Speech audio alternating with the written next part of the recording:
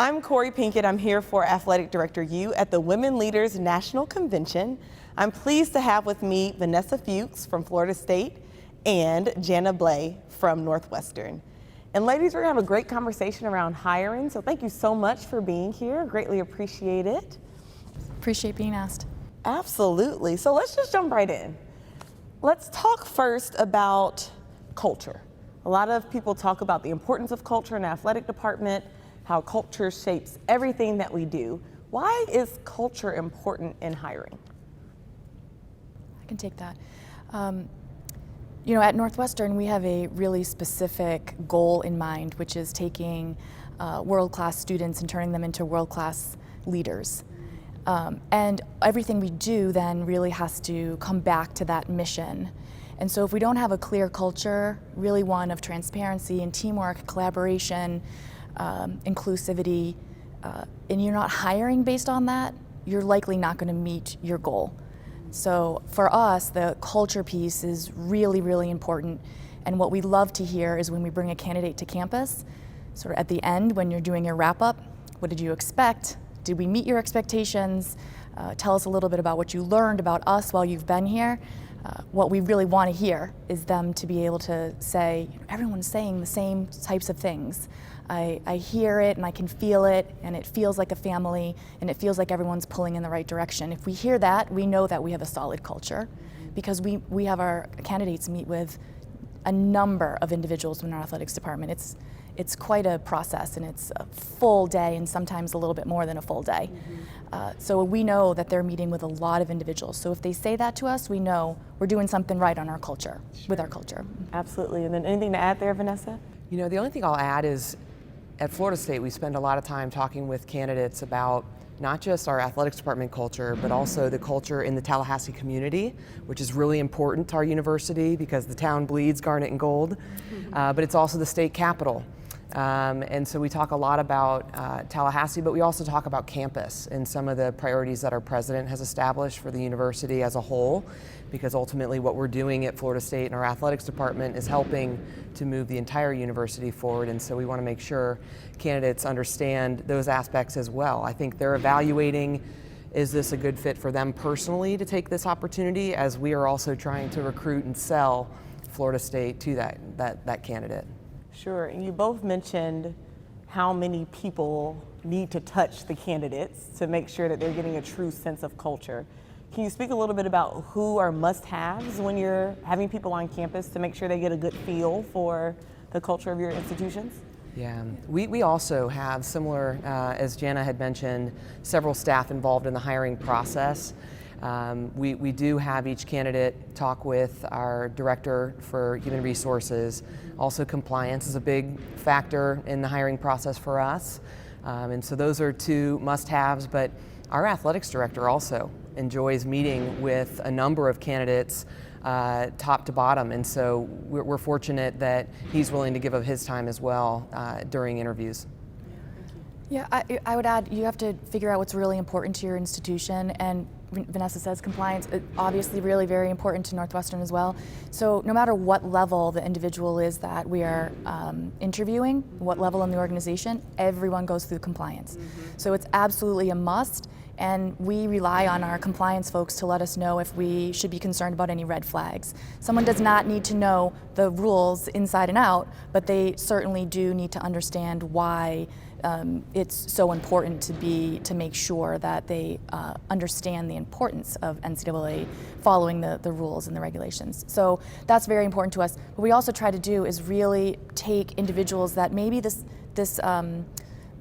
position doesn't necessarily touch every day, but to get a much better perspective from all areas of our athletics department, because that creates buy-in. We really do want to make sure that people are feeling really great about new hires in we have 225 employees because we're also recreation, and so we want to make sure that people are feeling really great about the candidates that we're hiring, and that we're getting a sense of what everyone is feeling about that individual. Thank you for that. Thank you for that. Continuing along, Vanessa, this will be specifically for you. In your role at Florida State, you've been a constant. There's been a lot of different change that has happened but you've been there through those transitions and through some leadership changes and some different pieces that have happened at your institution. What is the impact of all of that change on the organizational culture at FSU? And then how does that impact and or influence your perspective when looking at potential candidates to join y'all's team?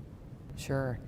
You know, I take the approach change is inevitable, and I think all of us at one point in our careers is going to go through change, whether it be a change in their president or chancellor or change in leadership from your athletics director or your department head. And so what I'm looking for as we're hiring individuals is someone who understands that aspect, change is inevitable, but comes at it with the perspective that I'm going to come in here and probably have some unique growth and professional development opportunities, because with change means certain people are going to have to step up to take on maybe additional opportunities that they wouldn't otherwise have. And so those are times where I think you can build some skills that make you a unique asset to your athletics department. And so as we're going through times of change, I like to point to not only the history of our university, because that seems to be a steady constant, but also our athletics department and the history of success that we've had as a department. And so in that way, culture doesn't really change, even with leadership changes. But I'm looking for staff who are excited about change, look at it as an opportunity, but also look at it as a personal opportunity to take on some new leadership opportunities. Yeah, so that view of opportunity is important. Yeah, thank you for sharing that. And then, Janna, at Northwestern, you have Jim Phillips as your leader, very well respected in our industry and in college athletics. How would you say his leadership has influenced your perspective when you were considering new hires at Northwestern? Well, Jim is very involved in the hires at Northwestern. Because he is so well respected and he comes with a lot of people have a particular opinion of what kind of leader he is, which they're usually right. They're usually spot on with the kind of compassionate leader that he is, and he does a lot of managing by walking around. He absolutely knows his staff and knows their families and the names of everyone, and he oftentimes will come into your office just to sit down and have a conversation about what's happening with your family and not about what's going on with your work. So he is a unique leader in that he absolutely understands what he needs from his staff, what his staff needs from him, but he also has just this amazing visionary piece to him that has really led Northwestern to some really amazing heights, and we still have a long way to go. But because of that, he sets the tone. And so when we do a hiring process, it's a process. And I can promise you that if at the end of a hiring process at Northwestern, if we are not all exhausted, we have not done it correctly. We are calling everyone we can think of, and we are pretty strategic about it, particularly when we're hiring head coaches. Who are you calling? We're calling the top 25 head coaches in the country to find out who they believe would be great at Northwestern. We're calling the top 15 Division II coaches, the top 10 to 15 Division III coaches. We're calling absolutely everyone we can imagine, the coaches associations, everyone else, to get a pool and then figure out when we start cross-referencing names, who's popping up, who is it that keeps coming back. But there's also another piece to that, is that it makes you relevant in a way that perhaps others who are not making those phone calls or not. So people are talking about the job, they're talking about how Northwestern is making those phone calls, and then we as a committee get to talk about who we are to all of those individuals. And there's some excitement behind that. It's exhausting, however, but it is the most important thing that we can possibly do. The most important. We have 19 sports, and those 19 head coaches are our most important hires. Yeah, absolutely. And thinking about how important hiring is, everybody is trying to find the right person for their team and to join into their department. So as you're going through this process, how do you know you have the right person? That's the magic question. How do we know Cori, this question actually made me think of you. How we get a true sense of a candidate and who they are, and it made me think of you. So I met you when you were working at the Women Leaders office, and then shortly after came after you for a job. So I think first, some folks don't realize they're being interviewed before they even know it, before a job even comes open, right? And so that reminded me of you. And then I think with the technology and social media platforms that are out there, we get a better sense now of who these candidates are than maybe they would even like us to. And that was another thing that impressed me about you, the way you brand yourself consistently on social media. So I did look, and so that's something I think that as young professionals are moving into intercollegiate athletics, knowing that we're looking for those things. But I think too, it starts with us as the hiring managers. We set the tone, and so I think for what I prefer is my style is maybe a more informal, casual environment as I'm working with different candidates, because I think that allows them to be a little more relaxed, allows them to open up a little bit more, so you really get a true sense of who they are as a human being, because this business is about relationships, it's about people first. And so that's one strategy is I always try to make it comfortable for the individuals that we're recruiting to come to Florida State. And then we set them up in different environments. So we take them out for different meals with different staff. We take them on campus tours. We take them and meet in group settings, not just one-on-one interviews. And I think all of those combined experiences really help us to gauge who it is that we're bringing to join our family and to join our athletics department staff. Yeah, thank you for that. Anything to add there, Janna? No, I think you covered that one pretty well. I mean, perhaps I would say we're constantly looking for someone who is, a resume is really hard because it's just flat, right? It's on paper, there's not a lot that's jumping out at you. I find that the art of writing a cover letter has kind of vanished. And so if I can't tell what you're really about in your cover letter, your resume is not necessarily helping me because it's a lot of bullet points, it's just telling me what you've done. But we need to find someone who is really interested in coming to Northwestern.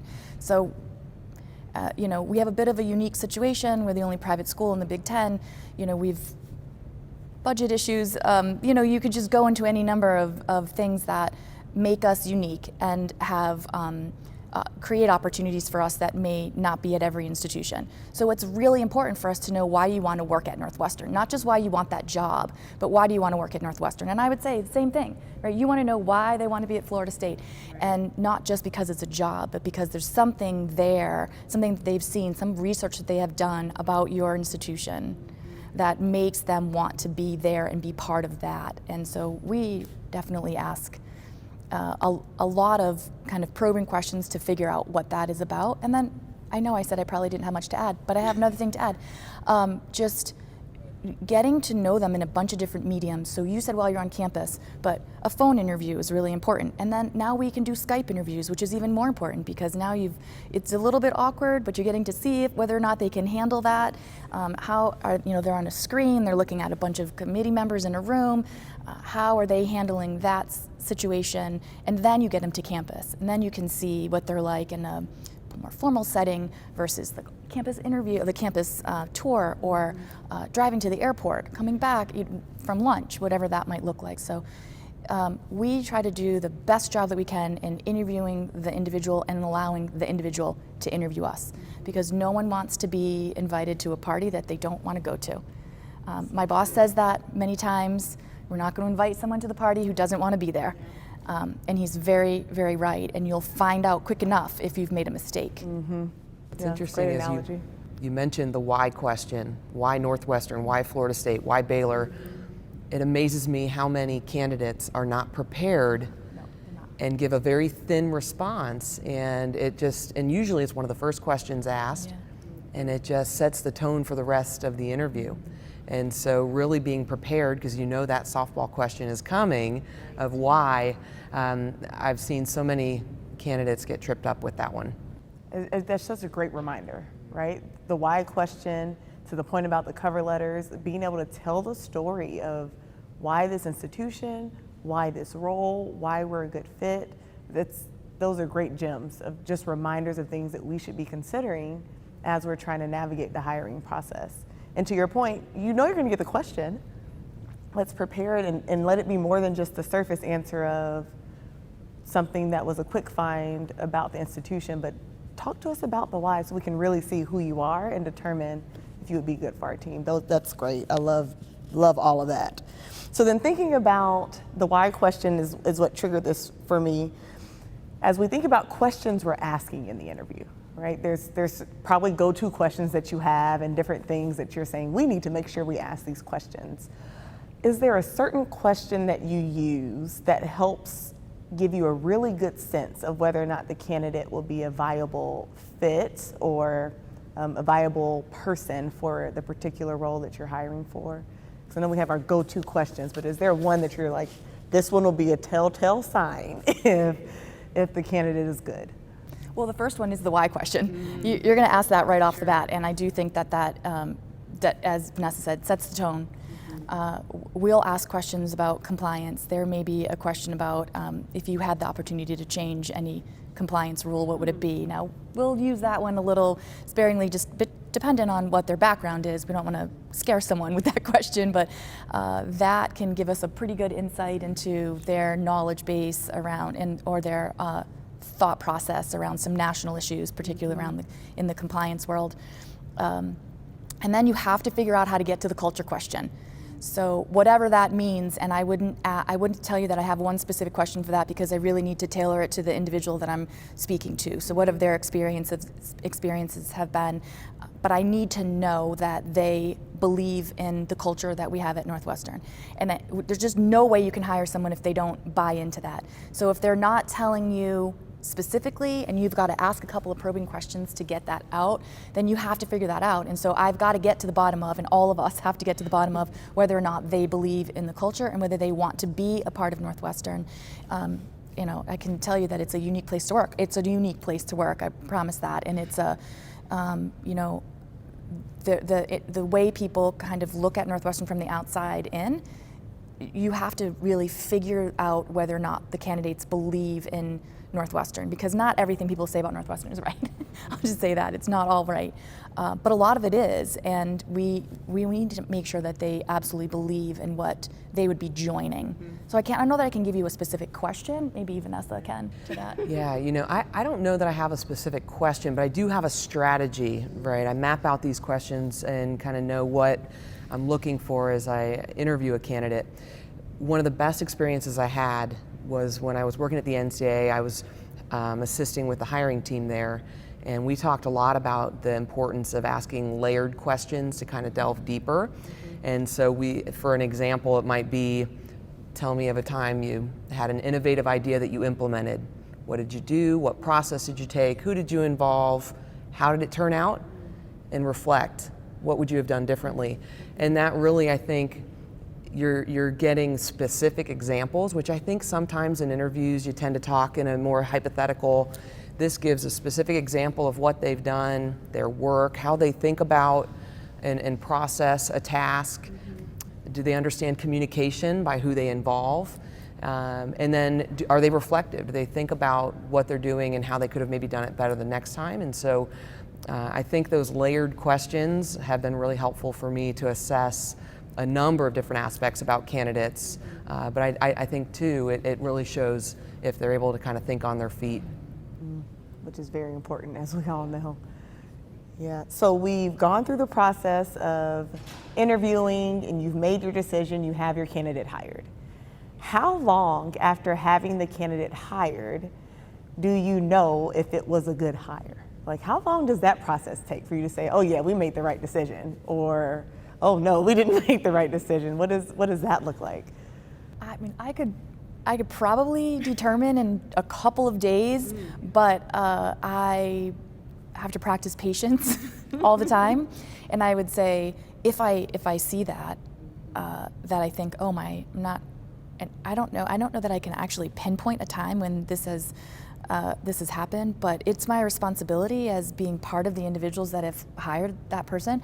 We don't make decisions just it's not just my hiring decision. It's not just, so it's a collective decision that we're making. So we all would have had to have missed something pretty significant for this to just not be going well. But if it's not going well, it's a shared responsibility. And then we need to do a lot of mentoring and make sure that we've reset the expectations, and make sure they understand their job role. Perhaps it wasn't incredibly clear to them, depending on whatever the issue might be as to why we're kind of scratching our head that this might be a little, but if you can develop relationships and you've figured that out through an entire interview process, and you're probably going to be okay. You're probably going to be able to figure out how to handle it. But I would say it's really our responsibility. There's enough people who have been involved. Then it's our responsibility if we've made that mistake, and we need to do everything we can to help that person figure it out. Be there for them. And I think it starts even before they begin the job. So you get the offer, there's a little bit of transition time before they actually start. During that time, I'm already working with new candidates, particularly those that are going to be hands-on and direct with our sports, of mapping out their learning plan and what they're going to do in their first 2 to 3 months on the job. We always talk about the first 90 days. And so knowing our coaches, they're pretty vocal about what they're perceiving of a new staff member, and they'll come tell us. But I think it's really important, as Janna said, of setting them up for success, giving them some tips or suggestions for what might allow them to get off on the right foot with their start. And it goes back to culture. It goes back to reminding them about expectations within the department. So we usually know early on, but I think what I've seen, those staff who have a learning plan and execute it really well usually have no problem introducing themselves in a new environment and joining. There's always a learning curve, but I think the learning plan is really important for allowing them to start strong. Thank you for that. And then as you think about hiring in the big picture, so we've talked a lot about the way new hires impact culture. We've talked about things to consider as you're going through the hiring process. Is there one key thing that you would say needs to be done in the hiring process to help individuals have a successful hiring process? So is there one thing that is just a must or that's extremely important that we have to make sure we're doing as we're looking at new candidates? So I might change that question just a tiny bit, because I think if I come at it from a perspective of how can your department be successful in hiring individuals, I would say, well, first, we haven't talked about how important it is to get a diverse pool of candidates. And I kind of touched on that at the beginning because I was talking about how many phone calls we make. Well, that's part of why we're making those phone calls. Because you've got to go out and you have to pound down the doors and you've got to figure out who's out there. And sometimes you get a name and they're not in the pool, and you've got to call them and get them really interested to be part of it. But diversity of thought, diversity of experience, there's really no reason why any of us should be trying to hire the same individual that we are or that we already have. And so that's a really important piece of our hiring process at Northwestern. We are always looking for someone that just has different experiences, sounds different than the rest of us, and has different experiences, perhaps a completely different background than what maybe you would expect for that position, but one that is going to make us better because we don't think that we have all the answers. And it's one of the things that I absolutely really enjoy about working with Jim Phillips, because he doesn't think he has all the answers, and he's constantly asking for our feedback, and it makes for a really collaborative environment. We are only going to get better if we bring individuals who have different thought process. Absolutely. And to that point, and I'll get your thoughts there. Can I add something to absolutely. that? It's important to our student athletes. Our student athletes have to look to our athletics department staff and see people who look like them. It allows them to catch a vision of what they want in their own careers and in their own lives. And so for that reason, I love what you said, Janna, because it is so important to build diverse qualified pools of candidates and then select the best hire, the best person for the job. But for our student athletes, our staff makeup should mirror our student athlete population. Absolutely. And you essentially said what I was going to say, Vanessa, because it's so true. If we don't have the diverse pools, then the likelihood of hiring diverse talent is not as high. And then the likelihood of your population representing or resembling the student athletes you're serving is just not possible. So I love that we're saying that a critical piece, we can have the questions, we can have the right people they meet with, but if we don't have that diverse pool, then we're limiting ourselves. I think that's so important, and I love that. Anything else? I know you were building off what she said, Vanessa, but was there any other thought there? I didn't want your thoughts to get cut off there. Okay, wonderful. So then, final question for you. As you think about hiring is one piece of it, so how do we hire the right person? But then the other side of the coin that sometimes isn't talked about is retention. So how are we making sure we're retaining the great people that we hire? What are some ways that you all have seen retention play out on your campuses, or what are some things that you have done to be able to retain the great talent that you're bringing into FSU and Northwestern? You know, I think there's a perception, and it depends on your leadership, but there's a perception by some staff that someone has to leave in order to move up. And I've been in situations and worked for directors who, if you're doing a great job, you'll get promoted.